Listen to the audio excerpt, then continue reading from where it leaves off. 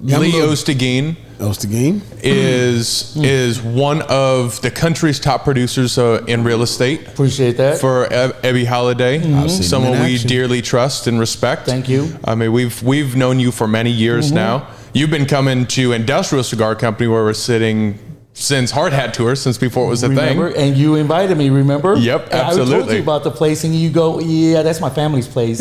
Exactly, absolutely. And it's so cool because here we are growing together. Here we are growing side by side, and it's really cool to watch you. I know you were growing before, but to reach a level where you are is a level where very few in your world can achieve. True. It is the true. We talk about, as business owners, you eat what you kill. Right. There is nothing truer than eating what you kill than real estate. Yeah. Oh. Especially in this market. But whatever market, you roll with the punches. You can't cry about it. You just do it. You have a fiduciary duty to your clients. But I've seen why this man is so successful. I DJ'd his son's graduation party a few weeks ago. And we in there turning up, going nuts, and everything is off the chain. And I'm like, where the hell is Lee at? I don't see him. Where is he at? This man was in the back of the room out by the pool working, getting that bread, just doing. He wasn't ignoring. He was taking care of everything. Everybody was cool. But when he had a moment to break away, he was laptop up, head down, getting it. And what's so interesting about that is I only know maybe 2 or 3 realtors who are not realtors. Right. And I mean that by a personality key, because especially in a market that's hot in the world where we live in, there are a lot of slimy realtors. And there are a lot of really upward and I'm doing that.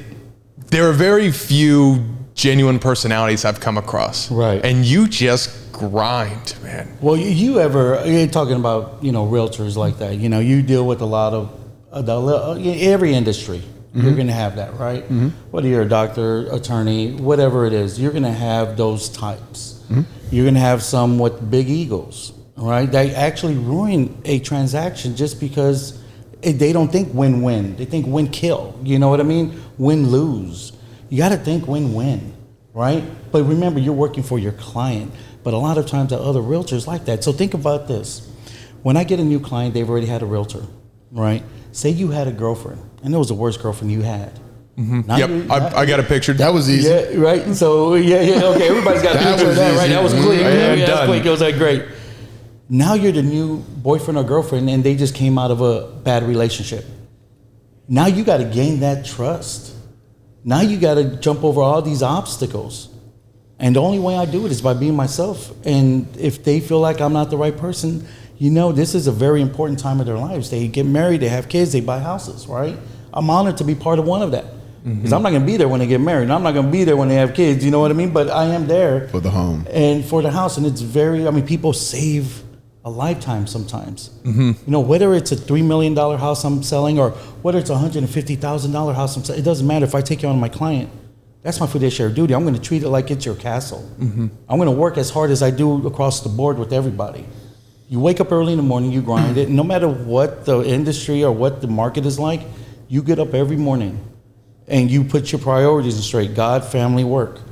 And if you could manage your time, you go a long way. But if you hustle and put in the work, sometimes it comes, sometimes it works out, sometimes it doesn't. But you will always learn something when it doesn't work out. What did I do wrong? Where did I go? When I first moved here, it was my wife got transferred to AT&T. We owned a corporation in San Antonio with my family. We own. It was cleaning, right? Well, we had 2 of them. It started off with the Academy of Nurses Assistants. My mother was a patient care coordinator, RN, one of the highest paid RNs in that company, level 1 trauma, which was in San Antonio. And she was a nurse. That was her passion. She loved it. My brother's a nurse. He loves it. My aunts are nurses. They love it. There's a lot of nurses in our family. So she decided to do a CNA program, right? CNA is certified nurses aid. You're assisting the nurse, right? And then we go, okay, we open up our doors. We did marketing on zero budget. Check this out, zero budget. We had to turn away that student because he was the only one in the class. A year later, exactly a year later, I believe it was in August, we turned away a student because it was too full. Then we went from 1,200 square feet to 10,000 square feet with multiple classes, not only CNA, not only med aid, pharmaceutical tech. We had various classes going on all the time. You know, we have CPR, first aid. I could teach you CPR easily. I could do first aid easily. I don't panic under pressure, you know? And so my mom had this idea, crime scene cleaners. We named it Affordable Crime Scene Cleaners, and there was nothing affordable about it. Nothing. So I remember it took us a couple of years to get it because we didn't know where to throw the biohazardous material. No, we talked to EMTs, you know, we talked to different companies, we talked to hospitals. Their insurance wouldn't allow us to mix our biohazardous with theirs. So I'm in blue jeans, a t-shirt, and tennis shoes. My mom goes, I need you to go to this meeting at this hospital. I'm like, okay. They may have a solution to our problem, and they said for you to go there. I get up there, and there's executives with their assistants in the room and suits, and I'm here in a t-shirt and blue jeans. And I'm like, my mom does this all the freaking time. And she throws us like that. I can't stand it, right? I'm so mad walking in there, right? I walked in somebody having sex. I was like, oh, shit, what do I do? You know what I mean? Hey, guys, uber casual over there. Yes. So I get there, and they give us a certain amount of time to talk. I was the last person. They were already getting up. No, and I understand. You know, I'm young. I'm, almost 20. I get there, and I say, here's our issue, and hopefully y'all could help us out. And I laid out our issue. We don't want to throw it in the front yard. We can, but we're not. This is why it's taken us 2 years to do it. There's AIDS. There's hepatitis. There's everything in there. A dog could come over here, tear it up, and the kids are playing, and it's all over. We're not going to do that. Well, one of them came up with a solution. We brainstormed for about 45 minutes. And then the biohazardous company gave us a call and says we could pick it up from the site, but it's going to cost you $400 and some odd a box. And you're talking about a 2 feet by 2 feet box, 2 foot, you know, it's like 2. That means if there is a crime, you got to break everything down to fit in those boxes. Oh my God. So it could be biohazardous. I mean, I've seen every scene that you could possibly think of. Right? And that wasn't the scary part of it. You know, what was the emotional part of it is that somebody's loved one was in the other room. Yeah, did you have to disconnect from that? Because I could imagine that would be difficult. You actually connect with it, and I'll tell you why. They want to tell somebody that's never knew their loved one about them. So you sit with them, even if it takes 3 hours, 4 hours. That is their time of healing. It's very emotional. They want to tell you about their loved one, and you sit there and you talk and you're genuine about it. So guess what I learned from that? Real estate is very emotional.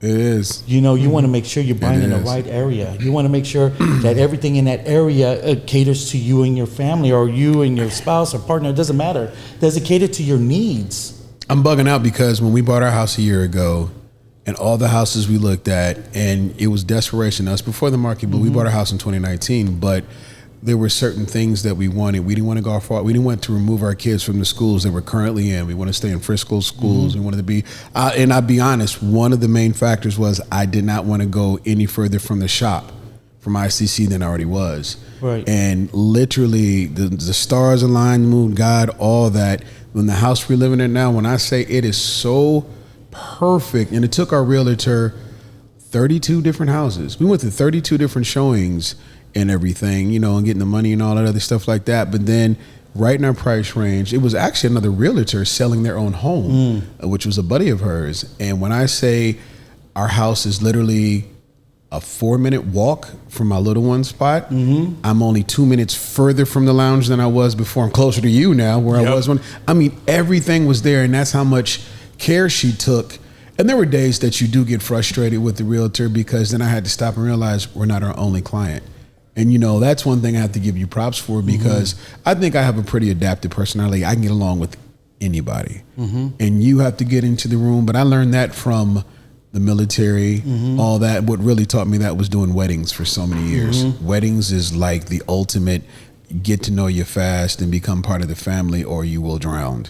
And when I look at you, when I seen other realtors, we went and did a photo shoot the other day, and I'm listening to other realtors and other people, you can kind of hear the stick in it a little bit, But the one young lady that was there, she just told it like it was, let them know I'm not trying, but this is what it is.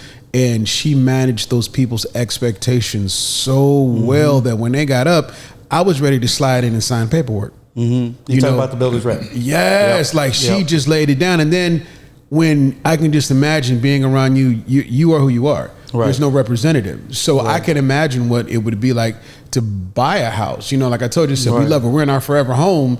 And then I hung around him for a couple of days and like, well, you know, house is getting a little snug. Maybe Lee can show us something. But that is a huge deal that I think the art of customer service, which is something that here at the lounge is key number one. And that's why the experience is the way it is. And just being yourself and understanding people. I don't think people take time out to study themselves before they get in front of other people. Right. You have to look in the mirror to understand who you're dealing with so you can deal with others. It's kind of a cookie cutter world a little bit, and everybody's very impatient and all that. So how do you basically, we always use this word chin check. How do you chin check yourself? How do you make sure you're still being the best you're doing the best delivery, the best service? How do you govern yourself? Well, I have a routine in the morning, right? Sometimes you get off the routine because you kind of get tired, lazy, but try to wake up early in the morning, have my coffee, read my Bible. Doug Heisler gave me a devotional every day that I read. It's by the date. I've been reading that for the last 4 years since he gave it to me. I just repeat it, you know what I mean? And then I meditate maybe 15 minutes, visualize what my day is going to be like, visualize if they go wrong, how do I react? Now it doesn't always pan out that way, but I try it, then I try to work out in the morning. You get kind of lazy every once in a while, that's the way it is, but I try to have a routine, right? And then I shy away from it and go back to it. I feel like if I saw this one lieutenant colonel on TV, make your bed, you know what I mean? I do that every morning, yeah. Do something that you could accomplish and say, I accomplished something. Then you go and you work. So I give my son a ride to school. He's going to turn 15. Can't wait till he turns 16. That's going to give me free, my wife and I, up some time in the morning. However, you have your routine. A good thing about real estate is that it's not 9 to 5. I work almost every day. Even when I'm on vacation, I wake up earlier than everybody else just so I can check up on everything. Send them my emails, and then I spend the rest of the day with them. Before they even wake up, I do that. So I wake up pretty early when I'm on vacation. The funny thing is I can wake up real early when I'm on vacation. It takes me a little longer to wake up when I'm at home. I couldn't agree more. I'm the same way. When we just went to Mexico, I was up 6 o'clock watching the sun come up, have my cigar, relax. I get my me time. Maybe that's what it is. I love my family all the way through, but that you could have a cigar and a little coffee, watch the sun come up. You get your own. I wake up earlier on the weekends than I do on the weekdays. Yeah, that's crazy because you know what? And I always think of it like this: I might not see that sunset in this beach again. You know what I mean? And so, we all have issues. We all have problems. We all have hurts, pain, sadness. You work through it. You know what I mean? And if I know my God is there and He's going to get me through, that's how I chin check. That, you know what? If He didn't think I could get through it, then He wouldn't put me through it. But God does give you more than you could handle, because then if He didn't, then you'll never go to Him. Yeah, LeBron James said that as well. He said, as difficult as everything gets, God's not going to give you too much.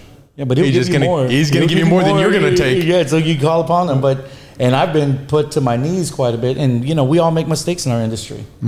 Quite a bit. You just be honest. Let them know you made a mistake. Transparency is key. Communication is key in my industry. This goes to a moment in our early company history that was, what's funny is it was on Mother's Day weekend. I was taking my wife to San Antonio. Anytime if I ever hear San Antonio, I still have heaviness in my chest. Yeah. Because we were going to do our first ever real estate photography for a listing that Lee had. And we didn't quite know those details, the important stuff, like lights on, fans off, where to shoot from the belt buckle. Did Gabe tell this story a long time ago? Yes, the first Go Local podcast we ever did was he talked about this. Okay, I didn't know it was you. It was on a timeline. It was through. We had to get it cooked. We got it through, and we got to the end, and it wasn't good enough. It just wasn't good enough. Right. And to have to sit down and just say, we messed up, let's make it right, let's find a way to be together. Right. But something that many people, I think, that are 9-to-5ers don't feel is that heaviness of when you know you didn't perform. Right. That weight and that, it's so funny. If I hear Riverwalk, if I hear Pearl Hotel, if I hear, or the Emma Hotel, if I hear any of that, I just remember the heaviness I carried with me all weekend until we could get it fixed. So here's did you know that? I got to ask, and I didn't mean to cut you off. Did you feel like you did the job well for what you did, or you knew it as you were doing it? Or no, I knew we didn't. When was that realization? So you know how much of a stickler of preparation I am. Yes, Lord. Right? It goes down to that because we had everything up until that point. We had taken on too many things. We couldn't accomplish everything that was on the docket, but we were going to take it anyways. And so we took it, and that required us to be up to the last minute. And then when you go, and then you're halfway there and you go, oh, my lens or my battery or something is not right. You didn't prepare, so you weren't ready for it. And so then it's, well, let's do the best we can do with what we have. And then when you're already in that mindset, especially from the creative space, it's like, you can't do it. And then the knowledge element, we knew immediately, and especially we knew because thankfully Lee was transparent enough to go, this isn't good enough. And that I always respected. This is not good enough. Right. And it's a much better thing But that led me here. Because when he came and he goes, let's have a talk. Let's sit down and talk. You know, very professional about it. We sat down, we talked. And then that's when it came to the conversation. I said, you know what, let's just make it right, you know.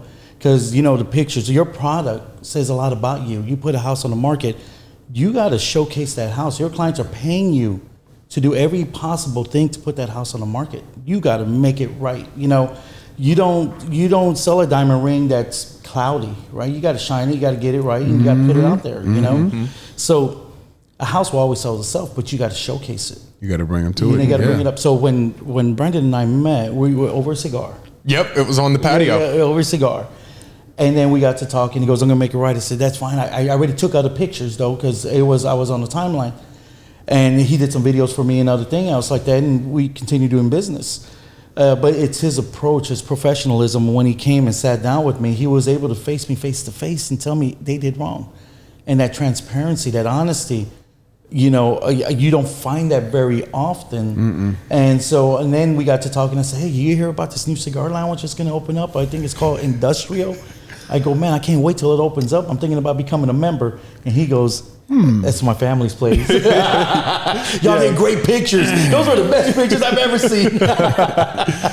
No, it was, and what we see from a creative space too, and that's where, from a character standpoint, solidified my respect to you deeply, because most of the time, as a creative, if you don't perform, right, most people would just go, okay, sounds good, see you later, never talk to you again, versus I expect this of you. And it's managing expectations, as any good business person or any good leader or whatever it is comes into. These are my expectations. You either met them and I'm happy, or you didn't and let's figure out a solution. Or we didn't, and then it's up to you to figure out the solution. But it was a cool growing moment that I'll never forget. I'll never live down the heaviness of the situation. But it really showed me, one, how much you cared about your product and taking care of your people, and two, how important it is for us to help tell your story the best way we can tell it. Right. You know, and that lesson's something I'll never forget, and I appreciate that it was with you. Oh, and you know, I've learned a lot from that too. You look at man, I mean, I've always been taught, look a man in the eye and let him know you made a mistake when you have made a mistake against that person. You know, that's the hardest thing to do. It really is. And when you could do that in a professional level, you're very mature. You've set the standard. You set the bar high. So when I do business with somebody, I actually go back to that too, because Brandon, your dad taught you boys well. I mean, all of you. I mean, even here at the lounge, you know, you see this respect, this eye to eye contact, this shaking of the hand. And, you know, I've always taught my boys, when you meet a father, when you meet a man, you shake the hand with authority, grip. Yep. And then you look the man in the eye. You know, I remember when I met my wife's dad one time, and then he goes, "Love the handshake. You know what I liked about you, Lee? You gave me a good handshake, and you looked me in the eye." And the funny thing is, my mother taught me that. And really? Yeah, absolutely. And we've done that. And I taught my boys that, taught them how to open a door for a woman. Yes. You know, I taught them how to. And my wife she taught the boys too. I mean, it's you know, it's a partnership here. You know, you teach your boys how to be good men, even if sometimes you feel like you're not. You know what I mean? You just want them to be better men than you are. You know, so they, you know, it could go on, and you know, and it's funny because I can see people walk in before a woman, and I'm like, dude, What's wrong with you? dude, seriously, Man, it upsets me like crazy. So when you have a man that tells you eye to eye they made a mistake, and fixes it and corrects it and does right by you, you want to continue doing business. That's hard. That was one thing I had to deal with and still learn to deal with, because when you feel like you put your heart and soul, you did a directive, and if it doesn't come out like the client expected or whatever, you go to excuseville. Well, heck, they didn't do this, they didn't do that. But at the end of the day, it's like, what didn't you do? Right. You know, or if you're thinking you're expecting it, and for me, it was a situation where it was after the fact, and it was like I was so busy being mad. But it's give and take too, because as a leader or a manager or a person, and the one thing me and my wife always teach our children and each other, you get what you give. You know, it's the way that you come at somebody. Right. You know, like, go, look, this was kind of effed up, so this is the deal. This is where we missed the mark, whatever. Not like you're a piece of crap. This is your horrible work. What are you doing? Because you're automatically going to get snapped back on. Now, man, sometimes you can take it. You have thicker skin, but it is going back to when I said, then when it's over and you get a chance to go home and look in that mirror at yourself and said, okay, you knew the situation, you knew the outcome. If this was yours, would you have done it this way? And that's where growth comes.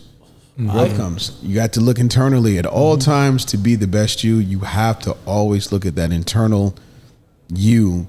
Right. That reflects outward. And that goes down to that chin check ability. And I want to tread on this somewhat lightly, but you had mentioned with my dad, and I think it's just important with everyone to have a role model they look up to. Right. And you have God, family, work. And when we grew up, we were not really a faith-based family, but where that structure and beauty of having faith and putting God first, that's what our dad did. Is not that he was our deity or anything along those lines, but he was our guidebook of this is how you exist. This is, and any good mentor, anyone that you can surround yourself with that's better than you, that is in a place where you want to be, however that looks. Exactly. That's here. I mean, believe it or not, if we're just hanging out, smoking cigars, you learn a lot just by listening. How many times have I said that? You learn about you. You hear the issues they went through, and back to your point is that, you know, nobody wants to hear excuses. So if something goes wrong, you go with the solution. Yeah. So the thing is, if you made a mistake or something didn't go right, don't go with excuses. Tell them what happened and have a solution. There's always a solution to everything. Now, it's difficult to find it sometimes. And it may not be the best what they want, but you have a solution. You know what I mean? Here's what happened, here's the solution. But it goes back to that. So when you sit in the lobby here, and you know, in the private lounge, I'm a member. When you're over here, you hear that people make mistakes and how they overcame it just by listening. And you take those. Those are golden nuggets. It makes you a rich man, believe it or not, after a while, just by listening. And then you ask questions. Always ask questions. Don't be scared to ask questions. We had Bagley on just a couple weeks ago, and that was her key thing. She's never scared to learn from her failures. Whether it's something that didn't go wrong, whatever, it's always an opportunity to learn. But when you do, the one thing is, socially, you should never be the smartest person in the room. We say that all the time. You've heard that all the time. But when you're in an atmosphere where it's so true to where I can sit in here with people that are millionaires and people who aren't millionaires, but they're very successful inside, sometimes you don't have to be the middle of the conversation. Just sit back and learn something. Well, I always tell the boys, the loudest person in the room is the weakest. Yep. And here's the reason why I smirked and laughed at that about the smartest person in the room. We're sitting over there, and Elliot met one of my sons, right? And I was telling Elliot, you shouldn't be the smartest person in the room. He goes, I am the smartest person in the room. That's what Elliot said? Yeah, I could have stopped laughing. I was like, you have to know Elliot. Yeah, watch that podcast. You have to know Elliot. Yeah, Elliot's he's a blast. So Lolo, that's what you call Lorenzo? Well, I have Lorenzo, Sebastian, and my oldest one is Devin that lives in I haven't met Manhattan. Devin yet, but like... You're going to meet him in a couple of weeks. Your kids must be geniuses because they are the quietest, chilled, observant. So when I'm doing Sebastian's graduation party, Lo is sitting in the corner, slunked in the chair with this G'd up suit on, button up, literally looking like Tony Montana behind that desk. And he's just observing. And the ambiance, the aura he did, it's like girls would, he didn't say a nothing. And girls were just like being pulled by some ominous force over to him to speak to him. And he just literally gave him the Godfather, like, how you doing? And he just looked off in the other direction, and they like walked off squealing. I'm like, what the hell is this 15? What power does he have? Yeah, he's 14. He's just chill. But if you look at it though, it is like what you said. If everyone wears white to a white party, wear red. Mm-hmm. So it comes into the world where we find ourselves today, which is you have to be the loudest, you have to post the most, you have to this, you have to be the center of the attention, you have to be the smartest person, you have to be the guy who's going to teach everyone everything. Right. But you might be you might be the one that's talking, but you might not be the one people actually want to listen to. Exactly. Most of the time, if you just sitting there rambling, or that guy that's sitting there rambling, as soon as they leave, you just feel the weight leave, versus a guy who sits in the corner and doesn't say much. Like Daniel Himmel's one of these guys. Man. He sits in there and you're going, I don't know what's happening with that guy, but I want to talk to him. I don't know how I'm going to get him to talk, but I need to talk to that guy. The quiet ones are the ones you fear the most. So I'm just going to say that right now. Yeah, the guys who are smiling and not talking, watch out for those guys. But I tell you, when I'm at the house, and I already had a couple of drinks and a good cigar. Oh, I'm loud. I mean, I love to have fun. Love to joke around. He's fun. I love music, right? So it's funny because when the kids have that rock band upstairs, and they have the media room, and we have a great system in our media room, and you could hear it. And once in a while, I'm like, holy crap, that person could sing. It doesn't happen very often. People don't have voices. So when I'm like, who was that, Sebastian? Well, that's the girl. You need to marry her. I know you're just in high school, but I want grandkids with voices. You know what I mean? Like the Jackson 5, going back to that, that one story we were telling earlier. But I always joke with the kids like that, but I'm not really joking if y'all see this. Y'all got to marry somebody that can sing. I want that Christmas by the piano kind of Christmas. That Bing Crosby White Christmas. Oh, absolutely.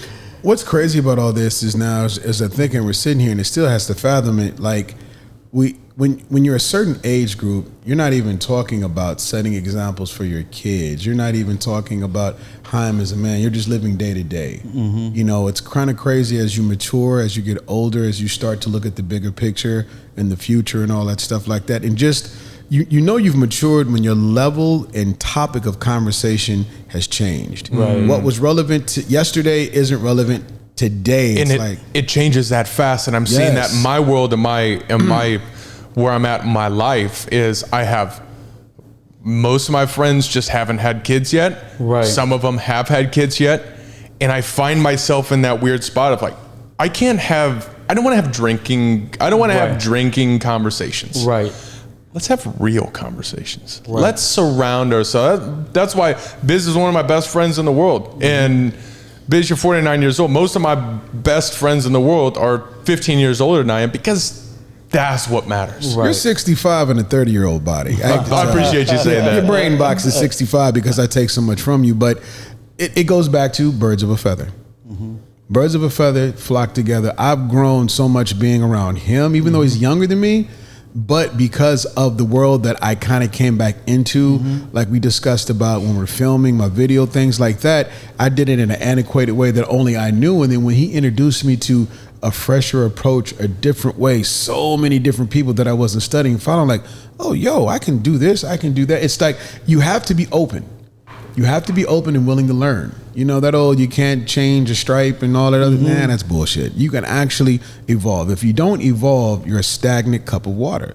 Right. It makes no sense. And what you do, you have to evolve, because I guarantee you, you're not selling houses as in you, but the way the clients, have the clients changed? Has the approach to selling houses, technology, all that stuff has changed since you started?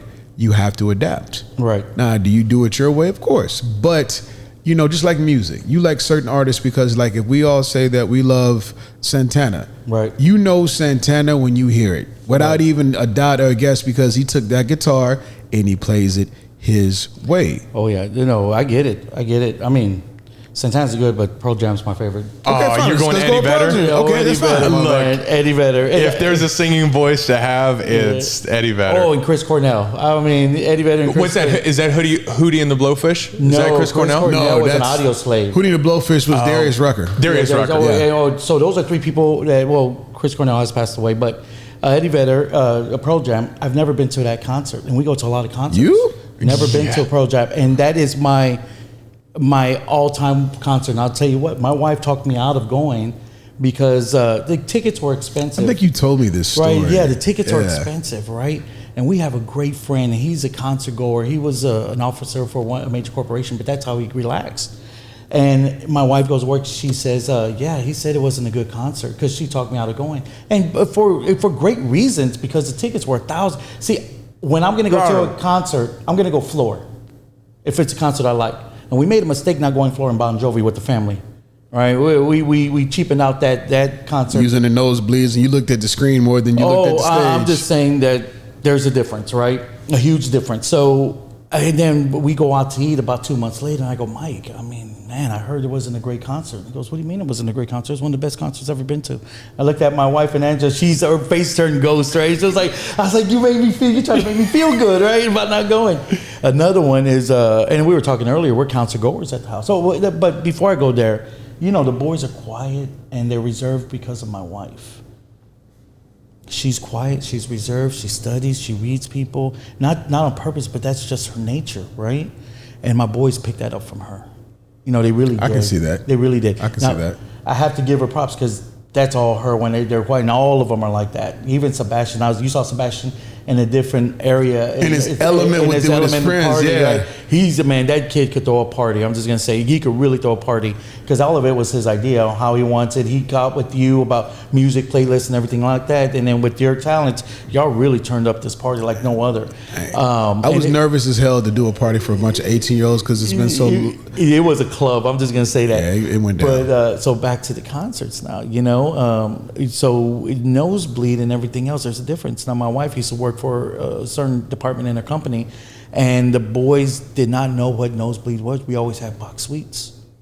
And growing up, that's all they knew was box suites. But when I bought my tickets, there were nosebleed. If it was at a baseball game, not concerts, but the baseball game. And I remember telling my boy when he was like 8 years old, he goes, he asked me, Dad, are we mommy tickets or daddy tickets today? And I go, we're daddy tickets. He goes, I don't want to go. And I go, son, you're watching the same game. Fast forward 2 years later, small conversation. I go, son, if you ever make it in MLB, we got box suites. He goes, no. Mom's going to get her tickets. You're going to be up there. And I go, why? He goes, Dad, what's the difference? You're going to watch the same game. I was like, you little shit. Years later. Little bastard. I know. I go, oh, God. Hey, but the kid is sharp. He was telling you some truths. Oh, yeah. Threw it right back at you, man. But I tell you, the reason why my two younger sons are great at what they do, and I have to give, props to my oldest son, he included them in everything. He included them when he was playing with the older kids, playing baseball, basketball. It doesn't matter. So they had to level up to play with my oldest son. They really they still look up to him. My kid lives in Midtown East by the UN in Manhattan. Has a great job, doing his thing. It was funny because I always teach him, and my wife and I always teach him, hey, live your dream, live a passion. Follow your do you, not what you think we want you to do. Do you. And then right when he graduates, he goes, Dad, I'm going to move to New York. I said, "The hell you are." It was yeah, do you? And I had to stop myself, right, and then think about it, right. It was just too soon for me in my mind for him to leave. I mean, that's what it was. It was really selfish, right? It was like I just needed more time, just to have you at the house. So when this COVID happened, we all got COVID at the same time. And then the freeze happened right afterwards. I had all of them to myself in the house. No friends. They couldn't go anywhere. It was great. Yeah, we got upset a couple of times because, it is what it is. But, oh, my God, I had them all underneath the house like babies. They couldn't go anywhere. They had to stay home. And it was the best time. COVID for me, and it wasn't for everybody else, sadly. But for that moment when we all caught it, thank God it wasn't as bad as it could have been. And then the freeze happened here. Oh man, it was a time of my life. It really was. That goes back to me, that moment, what you just said with your kids and COVID relates to the thing you guys said about the sunset. Take advantage of every single one because they're not going to be that, like, right, me being a freaking photographer, I have a day off finally, well, because of what happened, got canceled Saturday. Well, I'm spending the entire day with my kids. We're going to do yard work, we're going to do this, and I'm going to take pictures of them. I don't have any damn pictures of my children because I'm a photographer. That's all I do. So when I get home, I don't feel like snapping any more pictures. Right. And I'm looking at them like, damn, y'all old. Like, weren't you in diapers? Like, what? Oh, I need to take some photos. I need to catch these moments, and I need to do stuff, and I need to quit being so busy for them because, like I said, even today when I went to the gym, oh, you're dressed kind of funny going to work. I'm like, I'm going to the gym. Oh, you're going to the gym early today. Then you're going to work, right? Then you're going to leave. And I was like, I don't know if this little dude is reading a book on guilt or what's going on. But I just like, okay, I got to start embracing the moments and grabbing it because, like, my oldest had a baby today. Oh, congratulations. So Michael had his second son today, and he sent me the picture of this grown man. I feel so sorry for his wife. 8 pounds, 8 ounces, and he's like this big. And I'm looking at him, and I'm like, this is the little dude I used to yell at the house and like, man, you're lazy. You don't do nothing. You need to grow up. You need to be a man. Let me show you. But this kid owns 3 houses. He's been in the Army for 12 years. He's the youngest sergeant first class, number 3 in the Army as far as physical PT. Nice. He's kind of a badass. I used to whip his ass when he was little. Now we just talk about it. Ain't no physical confrontation, but just, and I'm looking at what he's become. And it just like, I mean, dude, I had to go in the room and just cry my eyes out because he says, I am whom I am because of you. I'm just trying to be like you. Right. I'm like, you surpassed me. He's like, nah, I ain't there yet. I'm like, really?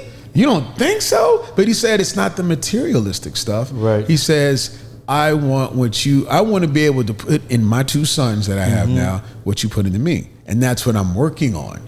And I'm like, and then I see it, how he disciplines his little one and all that other stuff and the things he does and I'm just like, wow. And that's really my grandmother. Like you talk about your mom, my grandmother was the one that instilled every single thing that's in me. The way I think, act, look, all that stuff was from her because I was the old school.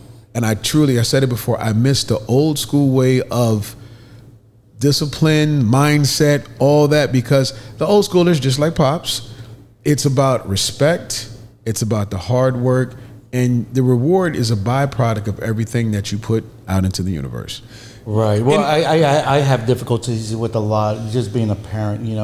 My wife and I, we had Devin when she was 20 and I was 21. I mean, we've been married 24 years, together 26 altogether. And I wouldn't have stayed married to me. I'll be honest with you, I'm stubborn. And it takes a woman like my wife to be married to somebody like me. I think we can all attest to that. I did marry up. Yeah. I mean, look at her. I mean, I did marry up. I'm like, I truly admit that. But she's the one that taught the boys patience, understanding, compassion. I didn't come from that background. She did. Unconditional love. Yeah, see, we're the opposite. I taught, you know what? I know the Bible says turn your cheek. Hell no. You know what I mean? If somebody does that to you, turn around and whip his ass. Yeah. Here's the thing. Walk away from a fight if you can. Walk around a mile away from the fight. But be the first to swing. Yeah, but do not step back if one comes to you. You go forward. And guess what? You may win, you may lose, but if you lose, they're going to remember they fought you. Right. That's what I brought to them. And they're not like that. And it's funny because I thought that's the way I should have raised them. and they're going to live a different world than I live in, you know. So for them, it's more compassion, loving. They volunteer. They do a lot of stuff. All 3 boys and Angela, they volunteer. And Angela goes, "You going?" I go, "I'll write a check." You know, here's a donation. But that's what Angela taught them. But I think that's our role, to be honest, as fathers, as business owners, it's our role to work. It's our role to show your kids, because this world is changing, and this world is not getting harder. I mean, it's getting more difficult, but it's not getting harder. Right. It is softening around the edges, and it is the strongest who prevail. Right. Because just because the world's getting softer doesn't mean Darwinism doesn't exist. Right.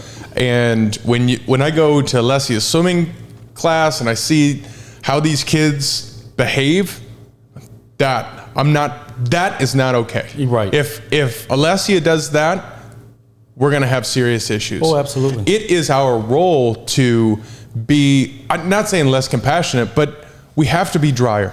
We have to be clearer. We have to establish the expectations for us, and be it a leader or just our kids, and specifically our kids right now. This world's softening up. Gary Vaynerchuk said that. He says, all you people out here complaining about millennials, shut up, because you're the one that created them. Right. But here's the thing, it's getting, but there's so much more peer pressure because of the Facebook, and they're on Instagram and other TikTok, whatever.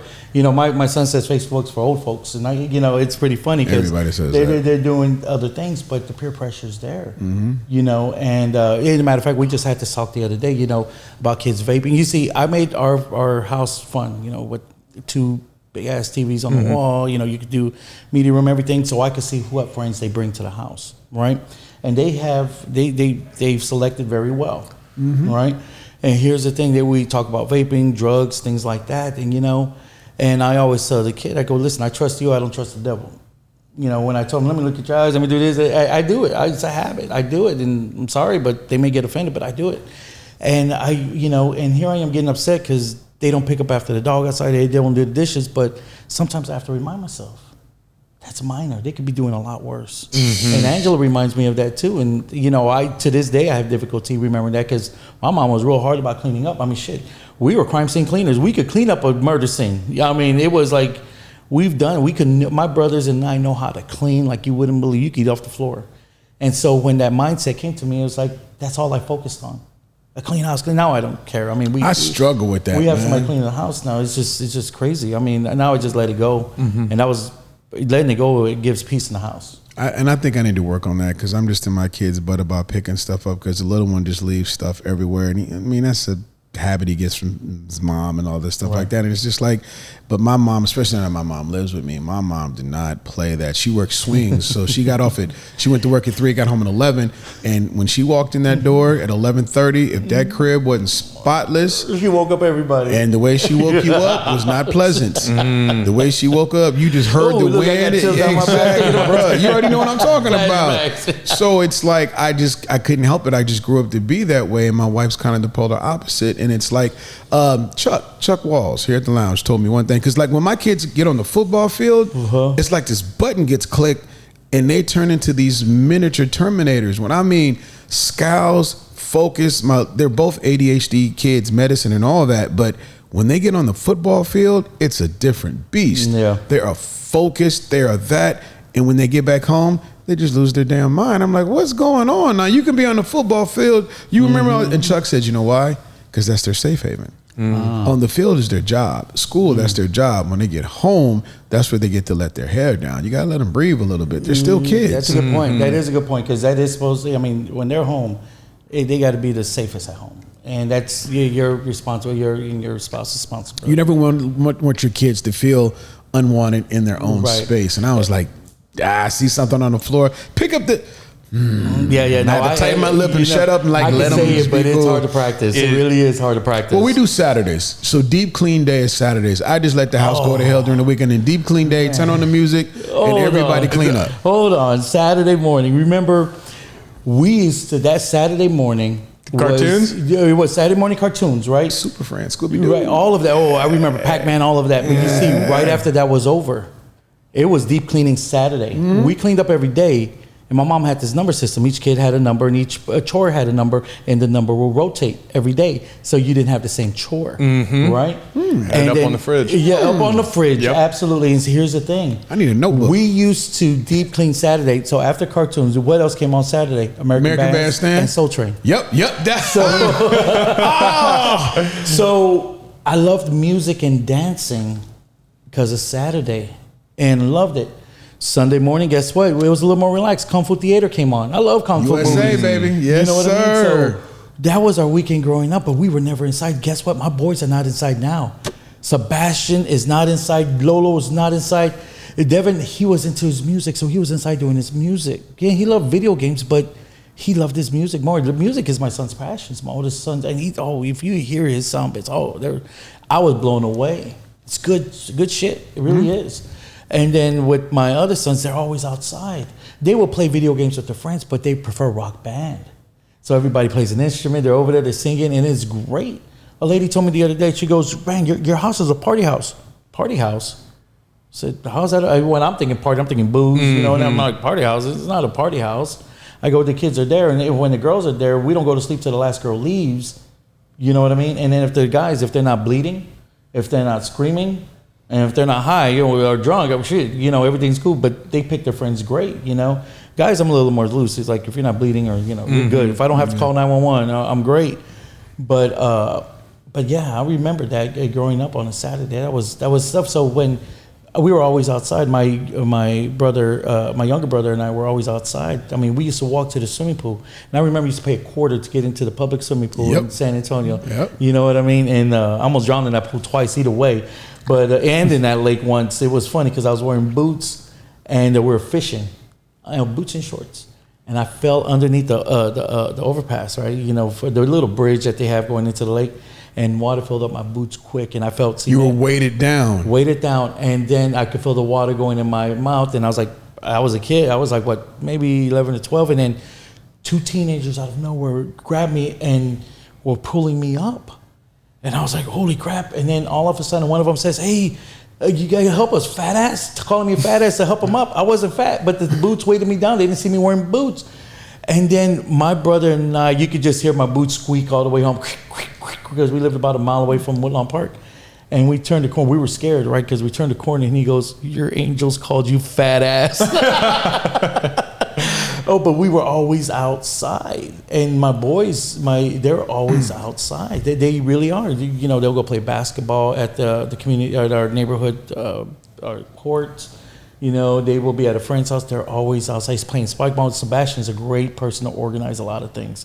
He'll organize a whole league, him and his friends, with spike ball. They're always outside, and I love it. And that's what I wish. We got to kind of chill out a little bit more, because my kids love to be outside. I've never met people that would go to 2-a-days, football, 110-degree weather, then come home and then play in the backyard the whole time. You've seen my backyard. Yeah. My backyard is milled down football field, because both my neighbors are so nice, because my kids use this fence as a touchdown, and the fence over here, there's like 3 more planks and that whole thing's going to fall down, because they've hit it with so many balls and so many bodies, and they love to just run. And I'm like, and they're loud. They're very loud. And I used to go out and yell at them. Then I said, stupid. They're boys. They're boys. Let them be boys. I don't want no punks. Let them be boys. Let's be honest. There's something nostalgic too. Your neighbors they're not going to be upset at some boys outside playing around, having fun, right? Might complain. So they work out in the gym, real? And they put the music loud. And I've got to knock on the doors. But see, here's the thing. At 11:30 at night, you hear pop, pop, pop.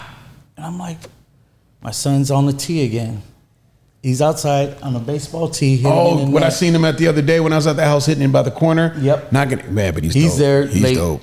And I'm like, we're going to get complaints again. And I'm cool with it. I don't care. Let them complain. I'm not going to tell my kid to stop. My neighbors, we're loud, because when I pull up to my house, I swear I keep forgetting, because I'm in a groove, and I'm like, I probably just shook everything off my neighbor's wall right now backing into my garage. Yeah, your car is super loud. Yeah, I don't even think just because you groove. And I got that motorcycle with new pipes. Oh, yeah. So here's the thing. I bought the corner lot for that reason. I waited for the right one, yeah. Yeah, yeah. And it's on so we live in a community where it's one of the entrances, but not the main one, but it's off the main road, so we're at the corner. So we have that bigger lot, more to play with. And the thing is, and I have a Connie Corso that barks. So think about, we're the neighbors that you probably don't want. We have a kid that bats outside. We have a kid that works out with the loud music. We have a dog that barks, and then I come into my motorcycle. Man, if y'all watching it, I'm sorry, but I'm not changing. No. So, but it's just. But everybody but that's the funny thing. Let's go back to what I said. But all these things, these decisions, whatever, it's about our kids. Like you're in, like I said, you're really not in purgatory. You're just in that transition. That's all. No, I'm in a heavy. I said this to Ale yesterday. I'm in a very heavy spot because I can't die. And what I mean by that is, if I die right now, my kids will go, yeah, I got a couple memories with my dad. Mm-hmm. You think? Yeah, I think my oldest is 4. So I've got friends whose parents passed at 10, and they go, yeah, I've got some memories with my dad, but that's about it. I can't die right now, but I can instill these concepts and these values and these ethics and everything that I do. That's going to make sense in 18 years from now. I'm doing the hard work now, laying the foundation, but I may not be in that. I'm kind of in that purgatory because I can't go anywhere. I just can't. Right. And it's a weird thing to know especially how comfortable we've become with death over the past year. Right. And seeing how quickly that happens in our own family. It's like, boy, it happens quick. It just can't happen to me. Full circle, I get it. That's why I really stress to move my parents down with us, to move with us. My mom's been, sickly off and on with heart issues since my teen years, and I always hated to get that call. Yeah, mom's in the hospital, and I'm all the way down here. I got to jump on a plane. I got to do whatever. And then stepdad, then he started kind of getting sick, so now I got them right there in the same house, so I can keep an eye on them. They're there, and plus give them a chance. Like, y'all did your job, y'all did your thing. Now live a little bit. Yeah. They got into the routine, and I'm looking at them like. The routine sometimes is just sitting in their room, watching TV. Occasionally go out. Yeah. Yes. Now they're starting to ease up a little bit. They're starting to now venture out. Like my stepdad, he lives to eat. Man, did you know how many restaurants they got down here? You can eat every day for 2 years and not be like. Being real estate, you eat everywhere, and I'm like, it's hard to be it's hard to eat right. I mean, it really is. I didn't know there was all the food around it, but say if that's your mission, if that's your thing, right? I stopped. My wife even corrected me. She said, "Quit, let that dude live. Quit judging him." I'm like, you know what, Pops, where we eating at today? Let me tell you, they got livers over here. Like, oh shit, can we try something else? Okay, man, I'm right with you. My mom loves liver. That shit smells in the house, man. I'm telling you. Oh my God, I'm out. But I tell you what, back to making memories. See, the thing is, my wife and I love music. We play it out loud in the house. I mean, I'm listening to, all I do is win while I'm taking a shower. I mean, just music, and then next thing you know, I change it to Diana Krall or stuff like that. And then what the boys love. Lolo, not so much though, but he will go. But what they love are concerts. Right, we were talking about this earlier. It's the energy, it's the vibe, it's the we were whole in thing. San Francisco.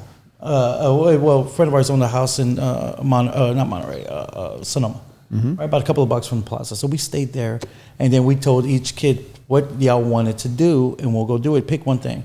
We already know for my wife, she'll watch Big Little Lies, so we're in Monterey. We're doing Monterey, right, which is gorgeous.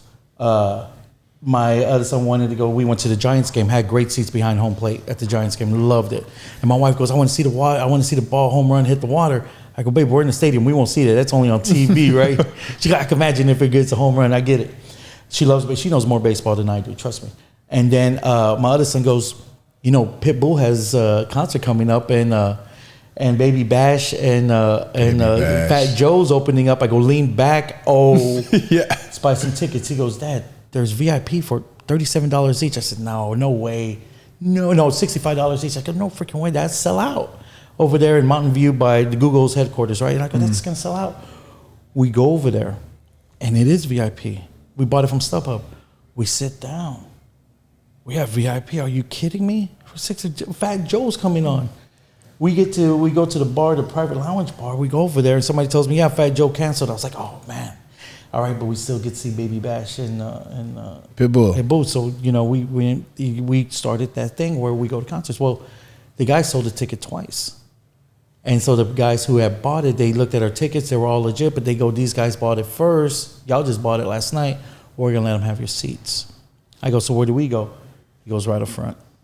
So we were like 5 rows from the stage. I'm telling you. And he goes, and your bill is on us. Man, I already ordered 2 drinks and we ordered food, and I was like, this is amazing. Your angels have been really kind. So I tell you one thing. So we were talking to the members of Baby Bash. So my wife and I have seen Pitbull before, and we were in New York City, and we went with some friends, and then Good Morning America, one of those channels, they have Pitbull at the park. So we get there, right? We get there, and you have to arrive early, and we're right next to the families. Well, we're at the gate right there next to the families. Like. Michael Strahan and all his daughters, his 2 daughters, everything. We're talking to all of them, right? Because we're just on the other side of the gate, and we're just right there. Pitbull comes out, throws a real good concert, and I saw the girls coming out, and I'm like, man, they're messing up. Man, do they have hangovers? And I was like, wow. But they were just going through the motions until the concert came out. They did great. And guess who shows up right in front of us? Fat Joe. No. John Travolta. Like my mother loved John Travolta, man. I was like, John Travolta, man, right for 2 seconds. I was just like, oh my God, And she looked at me, I was like, man, I'm just saying, John Travolta, then you try to watch what they do off camera, right? That dude was dancing to the people. That's when his movie came out with that mafia guy. I forgot his name. And he did Swordfish? Gotti. Yeah, that's when he was promoting his movie and everything else like that. So that was cool. And like I said, when we go to New York, we've gone to concerts over there. Metallica, Sade is a good concert, man. NDIRE opened up for Sade. So we imparted music into the family, and we really do. The kids go to events and everything else like that. What's the most memorable concert you've been to? Then I'm gonna ask you, because I'm asking him first because you're gonna need time to think, because you've been to 1,000 of them. Pass. Really? No. Give me a second to think about it. You've got something teed up. No, actually, you've been to 100. I mean, you're DJ Busy Bee.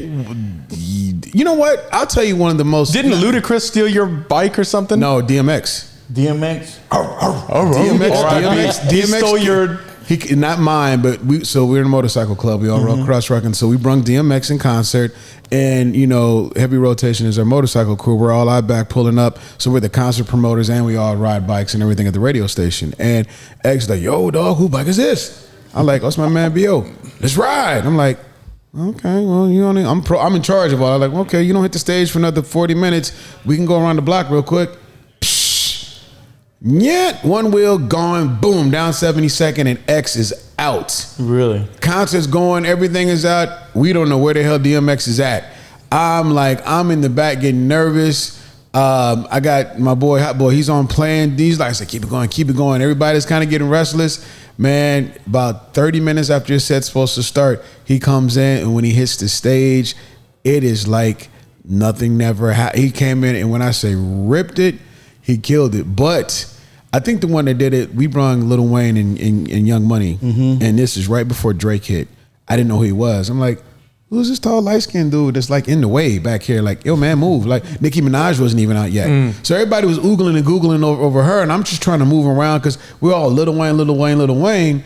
And then he says, coming, da-da-da-da. We got my man Drake, and he said, introduce Drake. Drake came out, he waved everybody, said something about Degrassi High, which I've never seen the show, didn't know nothing about it. Everybody is going absolutely crazy. I'm like, who is this dude? Like, I don't even know who know Drake. Okay, whatever. He's a little pretty dude, whatever. They like him, whatever.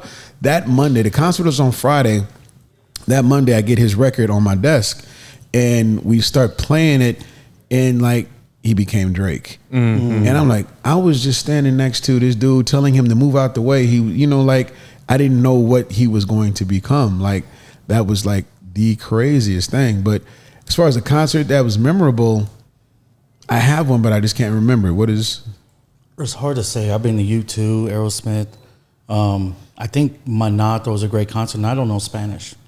But I saw how my wife was just flattered when that guitarist was flirting with her the whole, because we have front row seats, flirting with her the whole time. I mean, he'll bring his guitar out, and I'm like, dude.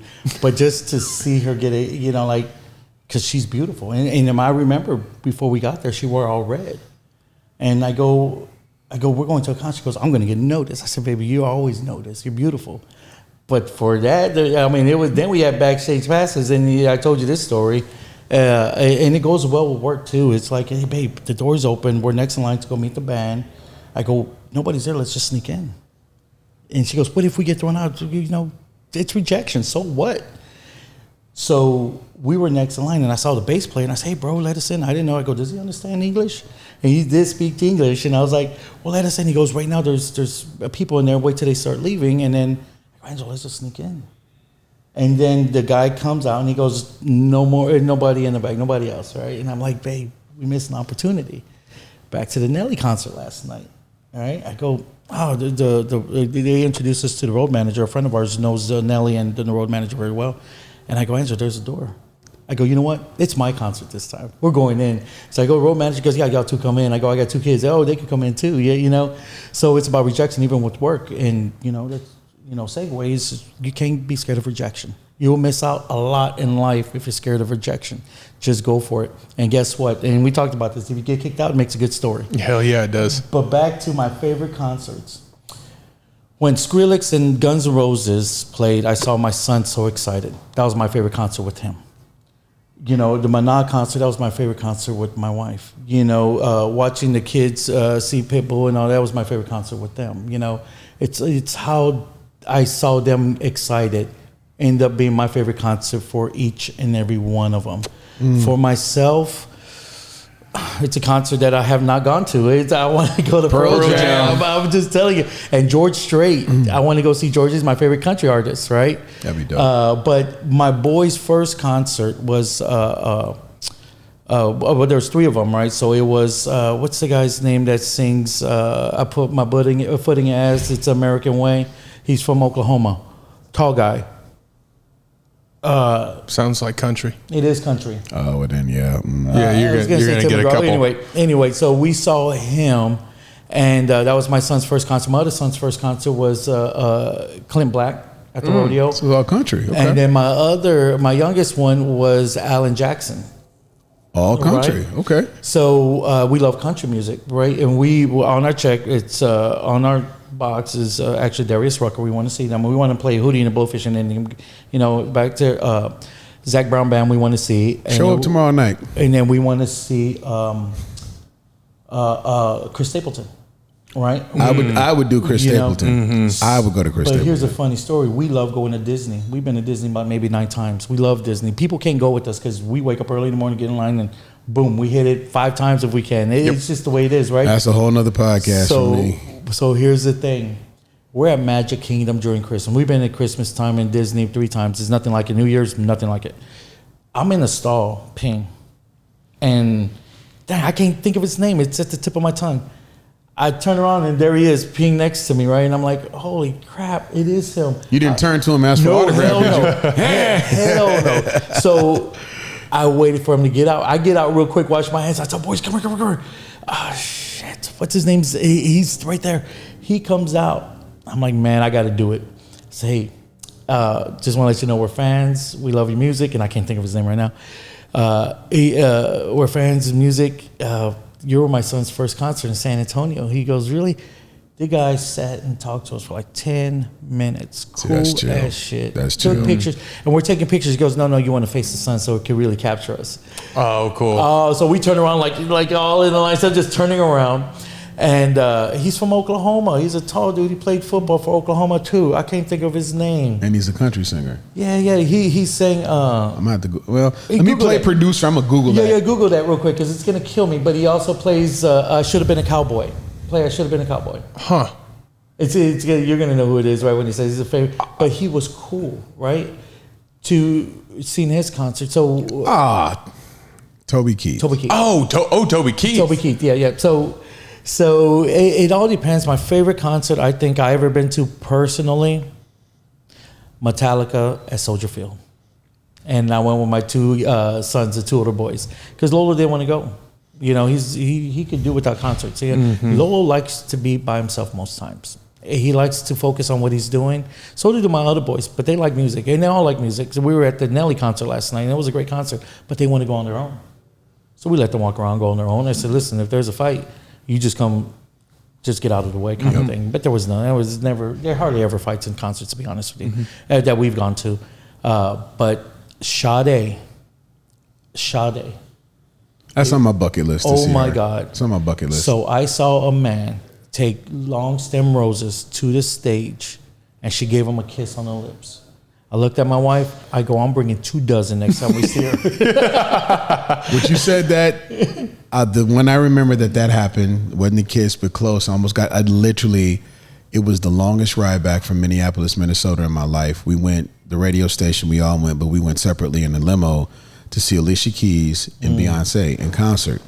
And Beyonce, whatever, but I'm a huge Alicia Keys. Oh man, and that's top tier. I got the picture. I will send it to you guys when I get home. I have the picture with me and Alicia Keys and her manager.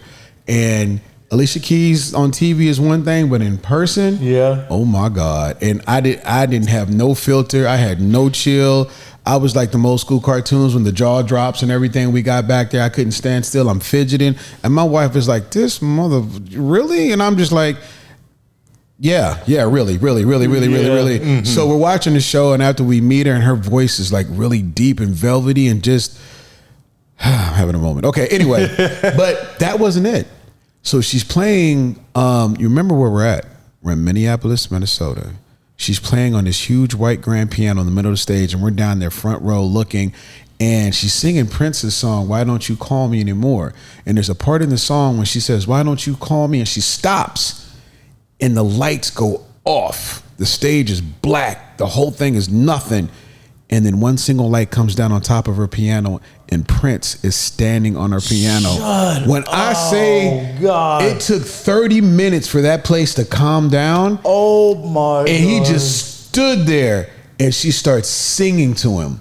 And then he starts singing back. Lights go off. It's like the WWE, and they come back on, and he's gone. And after he left, we couldn't even restart. When I say, you thought Michael Jackson, Jesus, everybody it was in there. Like when I say that thing went on and boom, he's standing up there and up front. Like I met Prince like 2 or 3 times, but like he's no taller than these microphone stands. Prince is a little dude. And but the way he was standing, and he had the whole purple outfit, the boots, the whole 9 on, and just standing stoic. I would have lost my mind if Apollonia was there. I'm just gonna say right now. Oh, that's crazy. So that's. I mean, when people most amazing do thing. That, you know, when they come up on stage and do something like that, that's entertainment. That's giving the audience their money's worth. Because the concert has the ability, your live music, you can change the flow based on the energy of the crowd and do anything you want in that moment. Yeah, but you got to understand, people go there to escape. You know what I mean? Have you ever heard of OAR? Absolutely. Of a revolution? Absolutely. So, that's one of my... Let me tell you a story. That's his wheelhouse now. Let me tell you a story about OAR, right? So, we were with our friends Mike, right? I go, Mike, we got OAR tickets. Would you like to go with us? And we bought VIP for OAR. And so he goes, I go, it's got the Gas Monkey. And then I have a friend of mine. As a matter of fact, a friend of mine, Heath, he actually introduced us to to Richard Rawlings. Yeah. As a matter of fact, I ran into Richard Rawlings last night. I talked to him, and he goes, tell Heath to give me a call. I haven't seen him in a long time, right? Well, Richard Rawlings is Heath. You know, he's a cool ass dude, right? But so Richard Rawlings, I'm kind of look alike. You know what I mean? And so so I go, hey, listen, can you call up your friend Richard and see if we can meet the band? I just want to meet the band. I got my tickets. I'm not trying to get tickets. I just want to meet the band. Right, because one day, you know, remember that the Palladium or that one channel that had all the concerts at one time? One day we're sitting there and I just flipped in and OAR was on. I was like, man, I like this music. Angela was asleep. She goes, that sounds like a good band. So here's the thing. Heath goes, well, here's Richard's number. Give him a call. Wow. I gave Rich, because I think Heath forgot to tell him. So I give Richard a call right before the concert. I go, hey, Richard, this is Lee. I got your name from Cowboy Cool, Heath. And he goes, yeah. And he goes, oh, yeah. He goes, hey, listen, is there any way I can meet the band? I got tickets. I'm not trying to be cheap here. And he goes, I don't know if I could get you there. I'm not going, but let me see what I could do. If I give you a call back, then I could do something, right? But the way he answered his phone was like, yo, right? So my best friend and I, that's how we call each other, yo, right? So I'm with my wife, and Richard calls me back. He goes, hey, what if I could better one up? Or what if I could do one better than you just meeting the band? And I was like, all right, cool. He goes, why don't you come by the shop? It's around the corner. The whole group is going to be there.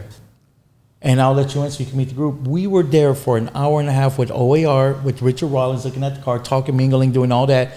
And right before the concert, when we got to the concert, they put me on VIP right at it was like dinner and music, right? So they put us right up front, because if you look at Gas Monkey, they have general admission, then they have a bar over here. Then they have the restaurant over here. They're not the restaurant, but food, like bar food, whatever. They put us right in front. OAR was singing, and they pointed right to us, and I was like, "Hell yes!" Oh man, such a good group, such a group. Yeah, that's my most memorable is OAR and 311. 311's from Omaha. Oh, they're from the crib, yeah. So 311. we watched them at Red Rocks just outside of Denver. Stop. That's our goal, to go to Red Rock. Okay, so we went to Red Rocks. We watched it. It was in July. And all of these, you find this divine intervention, right? So a dear friend of mine, Timmy, went to school with. We used to call him Lightning because he was super, super fast. Well, he had some mental issues to come to find out, and he took his own life. Sorry. And so we were watching 311. And it was after OAR, 311 was going. And Red Rocks, if you're not familiar, it goes way down. It's a natural amphitheater. Then there's Dinosaur Ridge, and then all of the lights of Denver. Most beautiful amphitheater I've ever been to. I got to see it. And it was the wildest moment because we didn't have great seats or anything, but we're watching. And as it's coming, this little storm comes rolling in, as in the evenings mostly in the mountains. And Beyond a Gray Sky comes in. Beyond a Gray Sky is by 311. It's about one of their friends who committed suicide. And we're looking, and as it's playing, and as they get to the chorus, it just says Beyond the Gray Sky, and it's like that moment that they take their life. One bolt of lightning lightning hits one, bam, and that's it. Really? For the rest of it. And it was like this, oh my God, wow. This moment. That was like, Timmy's here. Like, it was like, that was the thing, Omaha band, the whole thing. So we go through it and we ended up leaving, but when you get shook and get hit to the soul, right. And you leave and everyone's just quiet. Yep. And that still, to this moment, it's just like this, we've got to be living something bigger than ourselves. Oh, absolutely. And I think music can transcend that. And but what you just said relates to the whole conversation, going back to where we started. You have to live bigger beyond than just yourself, and it reflects in everything that you do, the way you live, the way that you do your jobs, the way we do our jobs, the way we raise our children, all that thought process, that mindset, it reflects, it shows, and it gets mimicked by your kids, and that's kind of how you pass it on, and it just keeps going. Mm-hmm. That was my attempt to summing things up. Thank you very much. Yeah, I think so. So this was, I really enjoyed this because it had little to do with business and more just about a conversation. What this is about, man. Right. That's why it's unfiltered. It's like you just, I appreciate your love for concerts and all that. Now, just like now I know if I want to catch a cool concert, I know who I'm calling. Oh yeah. I'll ride. I'll drive. I'll tell you what. When Pearl Jam comes over next time, I'll be there. I'll see you there. Yeah, we'll be there. And George Strait. Hey, the thing is, he did that last concert. Angela talked me out of that one too because I was going to buy tickets. She goes, Lee, it's not his last concert. It's the Cowboys not going to ride away. Wait, wasn't it his last tour? Yeah, but he never retired. Oh, okay. He's like the Eagles. They have a farewell tour every 3 years. Right about that, though. Yeah. I have to give, but I tell you what, she just doesn't want me to spend so much on concert tickets, and I get it. Absolutely get it, because I'll go wild. I'll get VIP, backstage, everything. I would spend a lot of money if she allowed me to do it. So. But if George Strait ever comes back around and we're going. Pearl Jam, going. I could go to Pearl Jam. Agreed. Lee, if people want to learn more about you, where do they go? Yeah, absolutely. Just go to leosteguin.com, which is LeoSteguin.com. Trust me, I try to get it easier, more. I try to do Lee.com, but it's taken up by the blue jeans, you know what I mean? But you can reach me at that or 972-672-2998. And we'll put that in the description below. Yeah. Oh man, this was great. Told you, man. Good conversation. Yeah, absolutely. Yeah, of course. Talking about personal issues, family, work. What brings us joy. It's a cool conversation. This brings us joy. Absolutely. Thank you for being here. We really appreciate it. Thank you for having me.